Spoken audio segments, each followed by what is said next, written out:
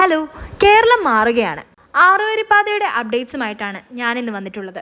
നമ്മൾ ഈ വീഡിയോയിൽ ചേരാനെല്ലൂർ തൊട്ട് എടപ്പള്ളി ലുലു മോൾ വരെയുള്ള വർക്കിൻ്റെ പ്രോഗ്രസ് ആണ് കണ്ടുപോകുന്നത്. അപ്പോൾ തീർച്ചയായും ചാനൽ സബ്സ്ക്രൈബ് ചെയ്യുന്ന കാര്യം ഒന്ന് പരിഗണിക്കണം.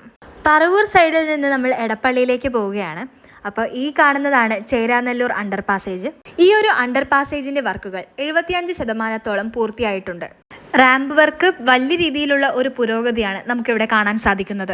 നമ്മുടെ കേരളത്തിൽ എത്ര ഡെവലപ്മെൻറ്റ് ഉണ്ടായി എന്ന് പറഞ്ഞിട്ടും കാര്യമില്ല. ഇവിടുത്തെ ഡ്രൈവിങ്ങും ആളുകളുടെ മെൻറ്റാലിറ്റിയും അനുദിനം വളരെ മോശമായിക്കൊണ്ടിരിക്കുകയാണ്. അതിലൊക്കെ ഒരു മാറ്റം വന്നാൽ മാത്രമേ ഈ പുരോഗതി കൊണ്ട് നമുക്ക് കാര്യമുണ്ടാവുകയുള്ളൂ.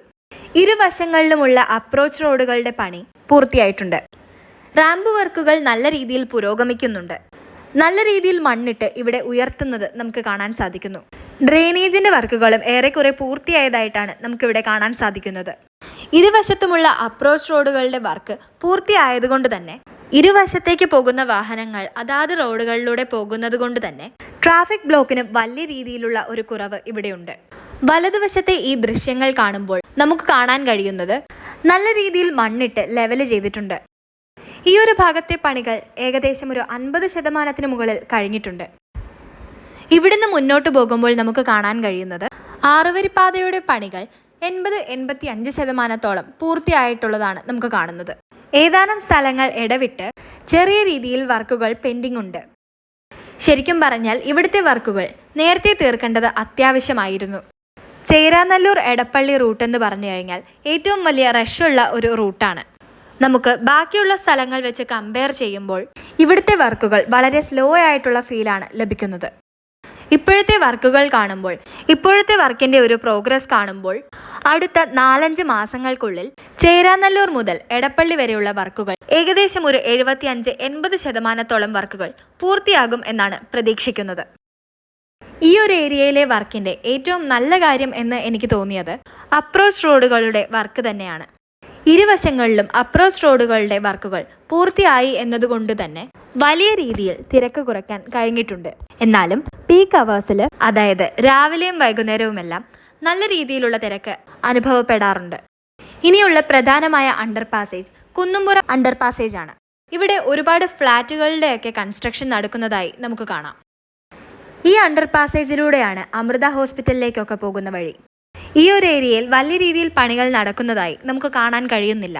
വലിയ രീതിയിൽ എന്നല്ല, കുറച്ച് നാളുകൾക്ക് മുൻപ് എങ്ങനെയായിരുന്നോ അതുപോലെ തന്നെ നിൽക്കുന്നതായിട്ടാണ് നമുക്ക് കാണാൻ സാധിക്കുന്നത്. ഈ ഒരു ഭാഗത്തു നിന്ന് എറണാകുളം സൈഡിലേക്ക് പോകുന്ന അപ്രോച്ച് റോഡിൻ്റെ വർക്കുകൾ ഏറെക്കുറെ പൂർത്തിയായിട്ടുണ്ട്. ഇവിടെ നിന്ന് നമ്മൾ പഴയ റോഡിലേക്ക് തന്നെയാണ് കയറുന്നത്. ഇവിടെയൊന്നും കാര്യമായിട്ടുള്ള വർക്കുകൾ നടന്നിട്ടില്ല. ഇവിടെ അപ്രോച്ച് റോഡുകളുടെ പണികളെല്ലാം പുരോഗമിക്കുന്നതേ ഉള്ളൂ.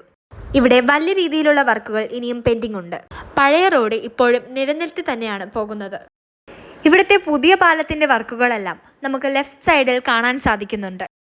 ഇത് കഴിഞ്ഞ് ഉടനെ തന്നെ റെയിൽവേ ഓവർ ബ്രിഡ്ജാണ്. അതിൻ്റെ പണികളും ഇനിയും പുരോഗമിക്കേണ്ടിയിരിക്കുന്നു. ഇവിടെ ഈ ബ്രിഡ്ജിന് നിലവിലുള്ള റോഡിനേക്കാൾ ഉയരം നമുക്ക് കാണാൻ സാധിക്കുന്നുണ്ട്. ഇവിടെ 3 വരി പാതയാണ്. മൊത്തം പഴയ റോഡും കൂടെ കൂട്ടുമ്പോൾ 5 വരി പാതയാണ് നമുക്ക് കാണാൻ സാധിക്കുന്നത്. പുതിയ പാലത്തിന്റെ പണി കഴിഞ്ഞാൽ ഒരു പക്ഷേ പഴയ റോഡ് പൊളിച്ച് അതും 3 വരിയാക്കുമായിരിക്കും. ആർക്കെങ്കിലും ഇതിനെക്കുറിച്ചുള്ള ഐഡിയ ഉണ്ടെങ്കിൽ കമൻസിലൂടെ ഒന്ന് പറയണം. വരാപ്പുഴ പാലത്തിന്റെ വർക്കുകൾ ഏകദേശം ഒരു 80% പൂർത്തിയായിട്ടുണ്ട്. എടപ്പള്ളി ടൗണിലെ 2 അണ്ടർ പാസേജുകളിൽ ഒന്നാണ് നമുക്ക് ഈ കാണാൻ കഴിയുന്നത്.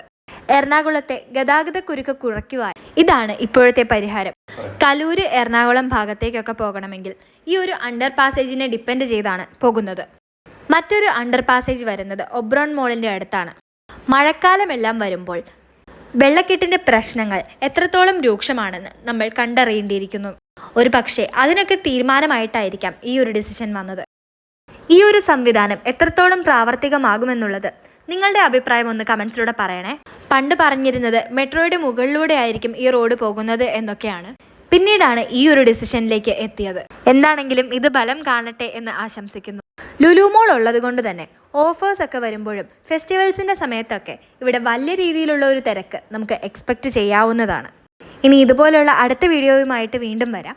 അപ്പോൾ എല്ലാവരും കൂടെ ഉണ്ടാവണം. ലൈക്കും ഷെയറും സബ്സ്ക്രൈബും ചെയ്ത് സപ്പോർട്ട് ചെയ്യണം. അടുത്ത വീഡിയോയിൽ നമുക്ക് എടമുട്ടം തൊട്ട് ചേരാനെല്ലൂർ വരെയുള്ള കാഴ്ചകൾ കാണാം.